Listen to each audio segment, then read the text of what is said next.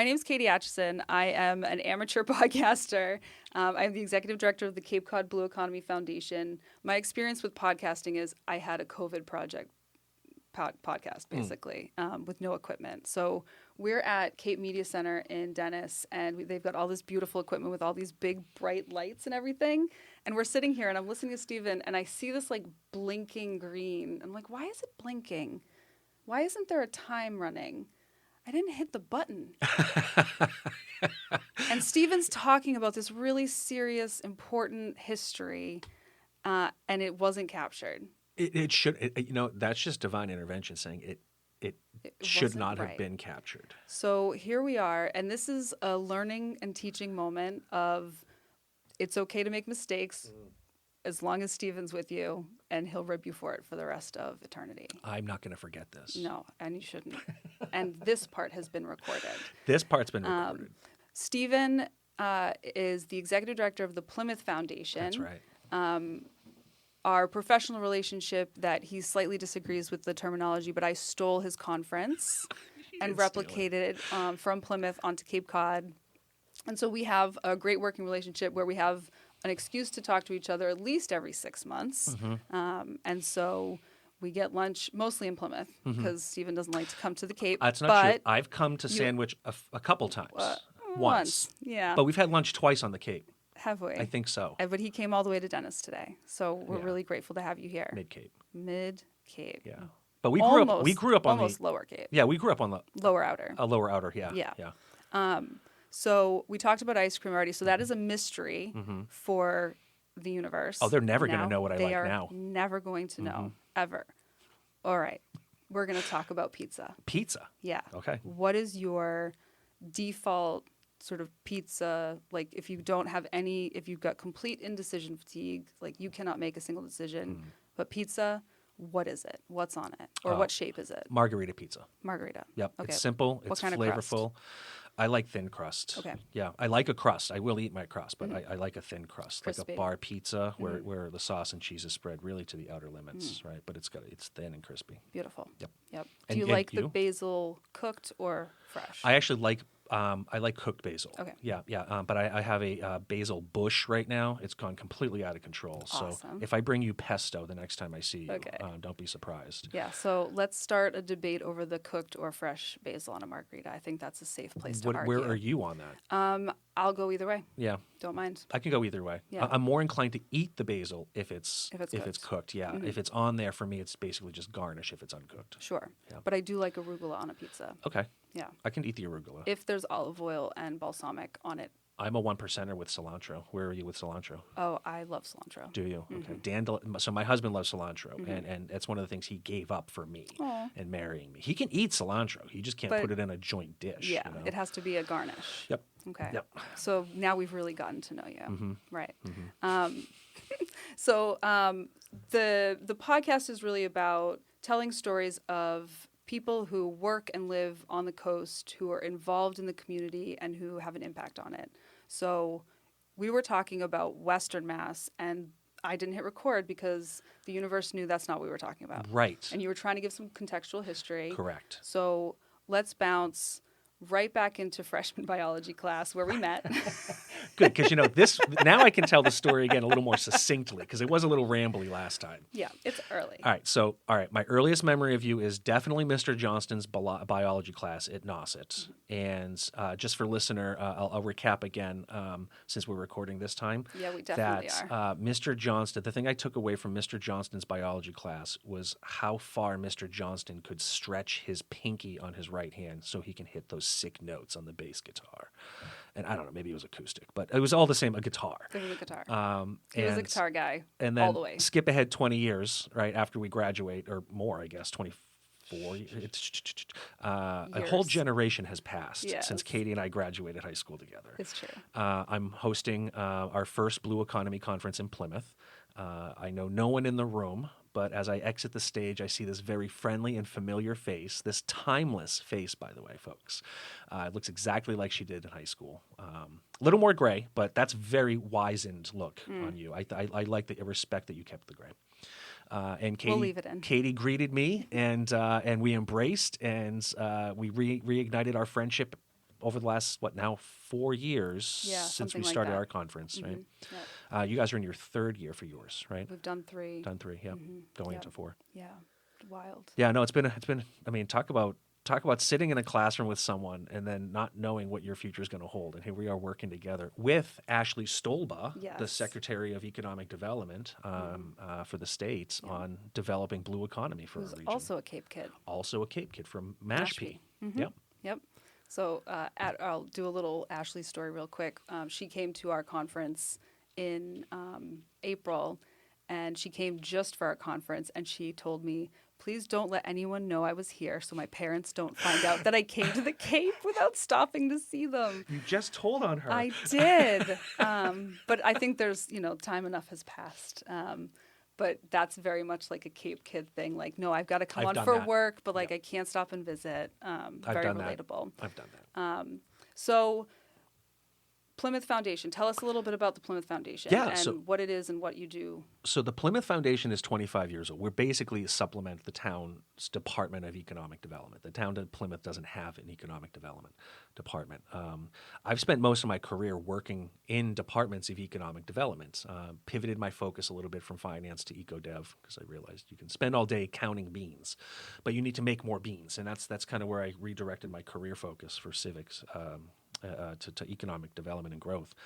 So the foundation's job basically is to enhance quality of life. That's what economic development seeks to do across the board. Enhance quality of life, and that's what I think inherently makes it democratic in every community, right? I mean, housing is economic development, transportation is economic development, workforce development is economic development. But those aren't the same concerns in every community, right? So one of the things I really like about what we do with the foundation, we're kind of uninhibited in that regard. We don't respond directly to government. We are our own organization as an independent 501c3. And we are regional. We're the Plymouth Regional Economic Development. We shorthand ourselves, or DBA, as Plymouth Foundation. But we have the pleasure of working in other communities, even crossing the canal so we can work with you here on Cape Cod. 3% of our workforce here in Plymouth, or there in Plymouth, I'm on Cape Cod today, but 3% of Plymouth's workforce gains, labor pool, I should say, gains employment on Cape Cod. That's no small number, really. So I mean, I've always seen Cape Cod and Plymouth as being kind of integral anyway. Go ahead, tell the people. I will tell the people. It's your show. I didn't want to do it. Go ahead, tell them. I give you all right. Carte blanche. I grew up on Cape Cod, and I have a deep affinity for Cape Cod. But I sometimes refer to Cape Cod as Peninsular Plymouth. And sometimes I refer to Plymouth, though, as continental Cape Cod. We are connected. We are connected. Yeah, by 2 ancient structures. It'll be 3 new ones soon, right? 4, well, yeah, maybe. 2 new ones. 2 new ones. They'll keep one of the old ones. And then, well, no, they'll ultimately be 4, maybe. Ultimately 4. Well, that won't cut down on traffic. That'll just bottleneck it somewhere else. The plans look like spaghetti. I'm not a civil engineer. It's amazing. I'm going to stay in my lane on this one. It's really incredible. So, yes, the date is July 23rd, 2025. Will there be bridges? Well, you heard it here, folks. Will there be bridges? So back to point. Yes. Economic development being inherently democratic for Plymouth. I think one of the things that has been underutilized is reclaiming our coast for economic purposes. And so we hired UMass Donahue Institute. For folks who don't know, UMass Donahue is kind of the state's think tank, kind of like public policy center of sorts. So we hired them to do a study in Plymouth. We wanted to learn who do we have in our economy as entrepreneurs? What are they working on? What resources are they using? And what resources do they need to scale up? And so that's ultimately where the report landed was, we have a really thriving undercurrent in things like arts economy. But where's the real big win for us? It's going to be in blue economy. We have the decommissioning happening. The power plant is closing. And one of the things I learned from working with the U.S. the Navy Small Business Office is they really do encourage small business startups. They're easier to work with. They can pivot faster than some of the bigger companies. But one of the things they're encouraging people who have been in nuclear submarine service to do is pivot toward things like AI, robotics, quantum computing. Okay, interesting. So if that's the pivot point for nuclear subtechnicians, on a macro scale, if the whole community of Plymouth and the region is decommissioning from this nuclear power plant, the theory should remain the same. We should probably pivot toward AI, quantum robotics. And look, we talk about those things like they're three different things, right? They're not. They're connected. Very soon, they're going. I mean, you won't have a robot that's not quantum computer capable with AI capacity. You know, they're going to be one thing someday. I digress again. Plymouth has a great company called Green Sea IQ that's headquartered in Plymouth. It's a robotics company, so it kind of already proved the point in some ways. So the conference was really born out of that report, that study, kind of an intimate understanding of where Plymouth is in its rich history. We've just celebrated 400 years. A lot of local civic leaders are talking about, well, who are we going to be in the next 400 years? And that's a unique opportunity for me, Katy. Every other city I've ever lived and worked, it's been, how do we fix these problems from the last 50 years? Plymouth is at a unique position where we're seriously talking about 400 years. Yeah. So that's where we're at. We really want to position Plymouth and the Cape as being the hub for the Commonwealth's growth sector in blue economy. Gorgeous. Yeah. Beautiful. Was that recorded? Should we start over? That was actually recorded. Should we start over? We saved that one. So with the conference being born out of really emerging technology, right? Where then, for anyone that may or may not know, the mascot for the Plymouth Blue Futures Conference is a sea monster. It is a sea monster. Take us on that journey from robots to monster. All the way back. I love this whole sci-fi canon you've got growing, but like, where are we from robots to... We're universe building here in Plymouth. Go. All right, so Henry David Thoreau, the world's leading most transcendentalist, he spent time in Plymouth, 1857. June, I think, 14th, he records in his journal. But you've got a Flag Day. It's Flag Day, actually. It's true. It is Flag Day. So on Flag Day, 1857, Henry David Thoreau recorded in his journal about the sea monster myth. And he cites his sources. Like, he names the people who told him this information. So it's still coming third hand, but it's from reliable sources, as he Tell me says. one of the reliable sources. W.B. Watson, who was another leading transcendentalist based in Plymouth. Not like Paul from the shack by the pier. No, so actually it's funny. One of the witnesses he cites is a fisherman from Duxbury who came over to Plymouth to help his friend fish that day. And on his way back to Duxbury, he says that he saw the sea monster. And he said it passed 6 or 7 rods from the ship.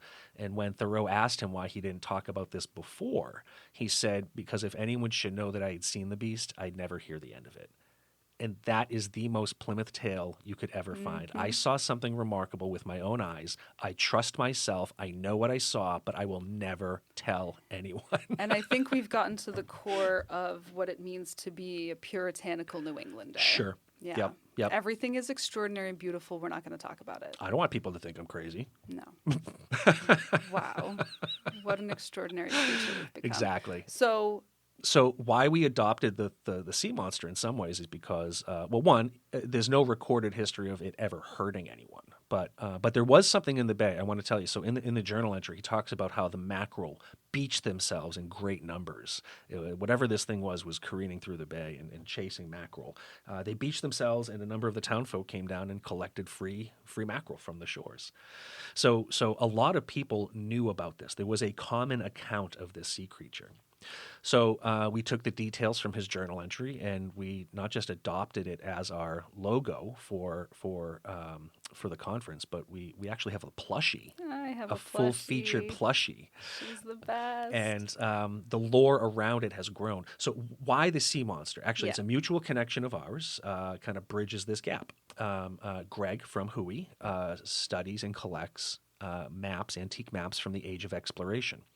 And at one of our conferences, he gave a lecture on why these things appear. Now, I'm not going to steal his thunder. You can go to our YouTube page, the Plymouth Foundation YouTube page, and see his presentation. But one of the things that I was engrossed by was here you have in 1620, right? Because we're never going to get away from the Pilgrims. We have to embrace who we are, but we can modernize the story. And one of the things I found compelling, absolutely gripping, is you have these faithful, deeply faithful people getting on this boat, and the map that they're using, a 1614 map, has sea monsters on it. I mean, how do you not believe that these things are real? It's extraordinary, isn't it? I think one of the undersold elements of the Pilgrim story is their innate, intrepid entrepreneurship, right? I mean, these people were lots of things. Dismissing all of that, focusing just on that they were essentially immigrants and entrepreneurs and refugees. If they forgot their hairbrush, you weren't going to Walgreens when you got here. You had to wait for the next boat, or you had to make one, right? Mm-hmm. So I'm always compelled by how they created a brand new economy with really just what they brought over. And where the story really is successful, though, it's not just that they are bold, intrepid entrepreneurs who looked at a map and saw a danger and still proceeded, right? They still persisted. Entrepreneurs do that stuff. They're sometimes warmly aware of the dangers and the perils. They know there be dragons there and sea monsters, but they proceed. They go ahead anyway. Where the Pilgrim story, though, is most successful is what they were greeted with 10,000 years of innovation.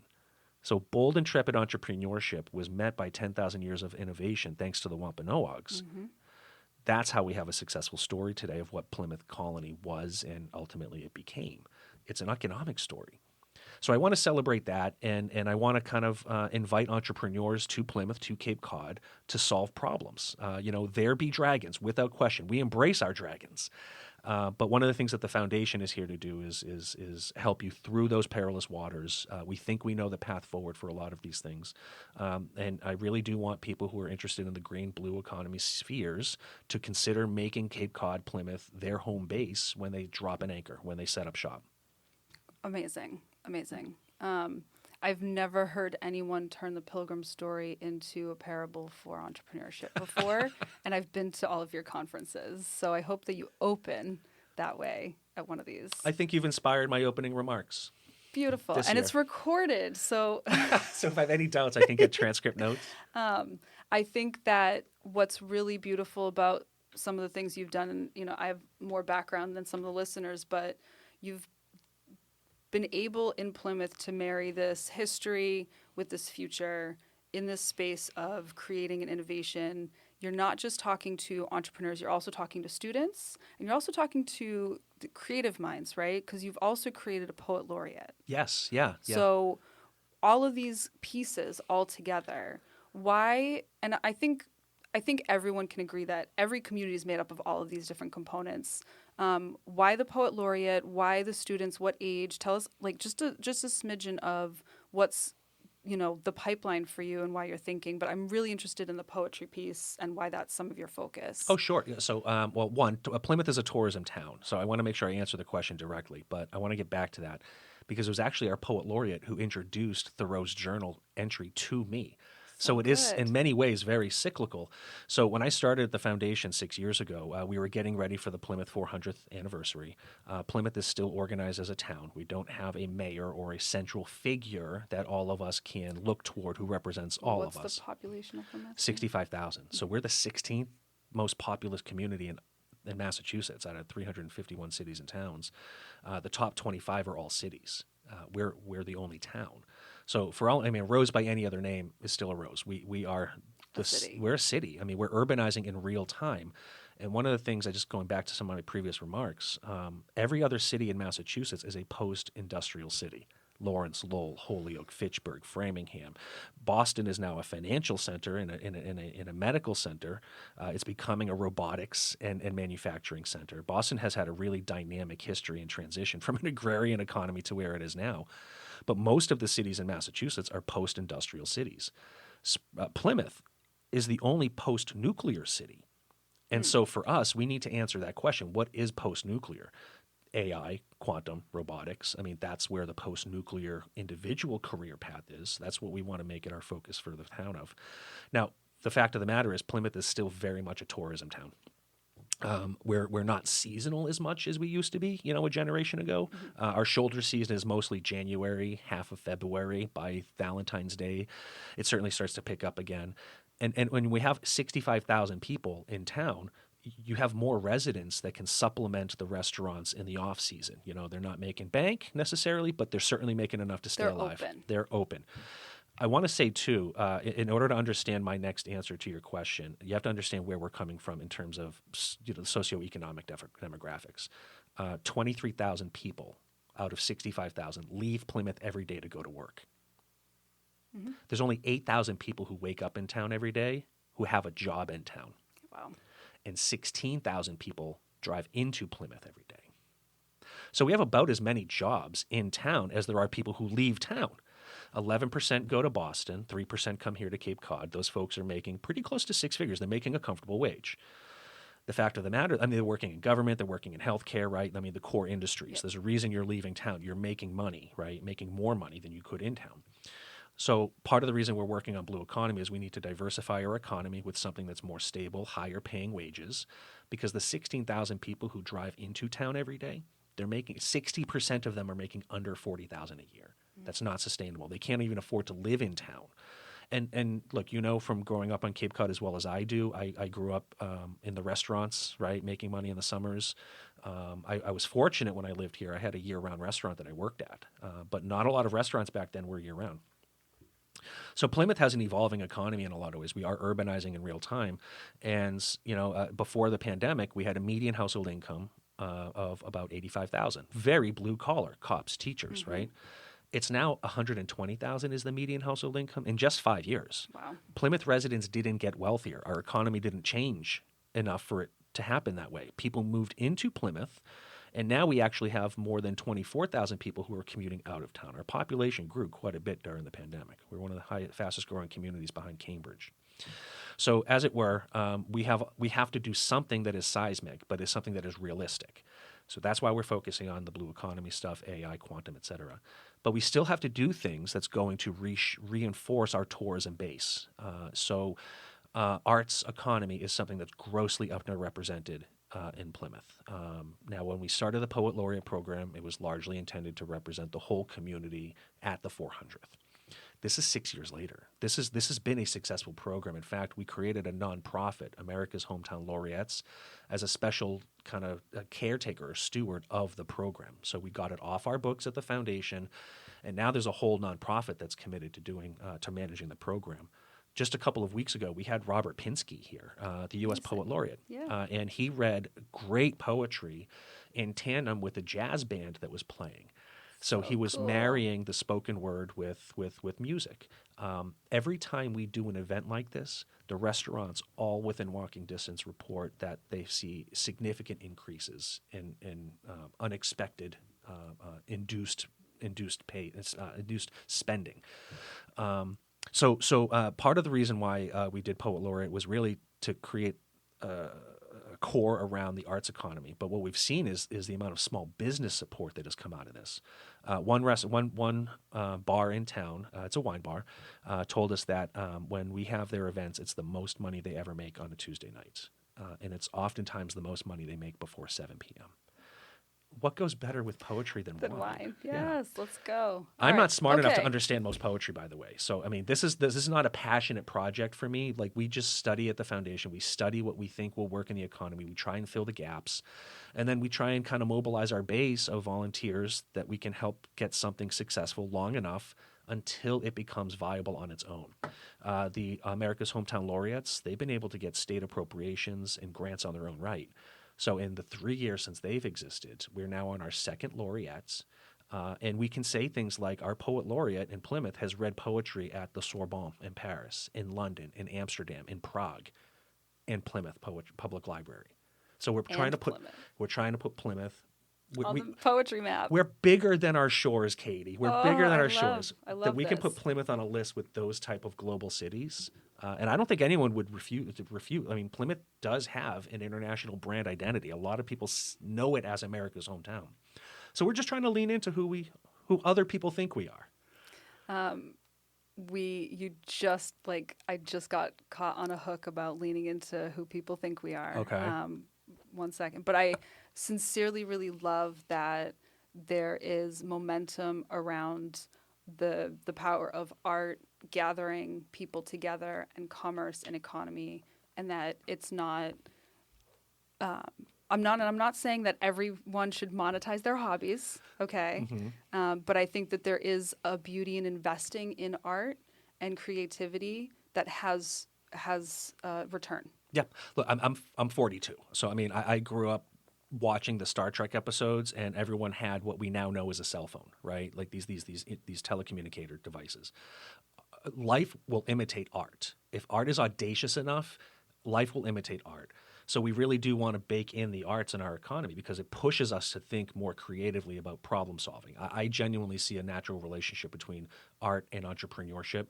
We've been using the term entrepreneur in Plymouth an awful Adorable. lot. Isn't it great? I want more I people don't to start like using it. It's hard to say, actually. Entrepreneurial. Entrepreneur. It sounds a little bit unwell. Like a condition that Like needs to be treated. arthritis. Well, you're an arthropreneur. I'm an early onset arthritis. I'm an arthropreneur.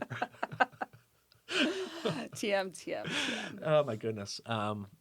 Yeah, I don't know if entrepreneur will catch on. It's hard for me. Keep trying. Anyways, I'll keep saying it. I want Peninsular Plymouth to catch on. I really, if there's anything I want out of this Continental podcast, Cape Cod rolls off the tongue a little easier. It does. I told John Cox from Cape Cod Community College Yeah. that he should have a Continental Cape Cod Community College campus. I mean, how many C's is that? It's a lot. That's a lot of C's. But the hook that I have in my lip right now that I'm holding on to is I wanted to bring up the Orleans Rock. There's an Orleans Rock. So everyone knows Talk to the Rock, Yeah. the Plymouth Rock campaign, and we're in a public access space. I'm not supposed to do call to actions, but I really feel like everyone should go on YouTube and type in Talk to the Rock and watch all of the ads because they are extraordinary. They are, riff tracks, MST3K level, gorgeous. But there is an Orleans Rock that has been really competitive on social media for the Plymouth Rock's attention. So there's construction going on in Orleans, and there is a law, it might be in the general law still in Massachusetts, when you dig up a boulder, you can't rebury it. Oh. Okay. So this boulder was then put in front of the Staples where Willie's Gym used to be in Orleans. Okay. I know exactly what you're talking And about now. my Instagram feed has been overloaded with people making pilgrimages to the Orleans Rock to take a picture because it is in the middle of a parking lot. Yes, it's in the middle of where parking it doesn't the belong. old Brooks parking lot. And someone has put little white fence around I it. saw. For a time, it had googly eyes, and it has become a draw. How is Plymouth feeling about the Orleans Rock? One, being 4 times the size, being touchable, accessible. Yeah. How is that affecting the Rock and its whole, cognitive and emotional stability? Oh, I'm gonna be, listen. So you're gonna think I'm throwing shade, but I'm 100% honest with you. We didn't even know about it. We didn't even know about it because honestly, so I mean, one of the things I have to say about we need to get out from under the rock. But I will say this, you know me, I'm all about revisionist history, and I'm all about making sure that the facts rise to the top. What's the most significant thing about the Plymouth Rock for me? It's not that it ever was the place where the pilgrims stepped off. It's watching children be disappointed. I love watching children be disappointed. Yes. I consistently give my nephews boxes at Christmas time that are empty inside. No, I actually like that is America's first piece of propaganda. So that rock was a lot bigger than it used to be. People were chipping things off, et cetera, et cetera. But that crack that appears in the rock today, I mean, that happened because it fell off the back of a wagon. That rock was carted around, and the story of the Plymouth Rock was started by some old-timer at the time of the American Revolution as a way to raise awareness, support, and raise money for the revolution. So the crack on the rock actually happened when it fell off the back of a wagon, I understand. This was America's very first piece of propaganda. That's the significant piece of the rock, and I don't know why more people don't celebrate that or talk about that. We just got to get out away from the pilgrim stories in order to talk about who we really are. We're bold, intrepid entrepreneurs, and that rock was America's first piece of propaganda. Okay, beautiful. We're Thanks. We're updating the Plymouth Rock's history. So what's the story about the Orleans Rock? What's is it? The story is so it's a bigger rock. than the Plymouth Rock. Yeah, but it's not America's first piece of propaganda, huh? No, it's a way to celebrate construction. Yeah. Yeah. That's And great. it is pure. I think it is pure social media self-indulgence, and I think that is a healthy way for people to get out there. Oh no! Look, I think we're confident enough in Plymouth. We can handle the criticisms. You can handle the Orleans Rock competition. I will say, as chairman of the tourism board in Plymouth, we're very secure in the size of our rock. Perfect place to end. That's a good place to end. Perfect place to end. I hope that's a soundbite that makes it back home. Stephen, thank you so much. Thank you, Katie. Thank you for sort of piloting this with me, and we will have you back for sure.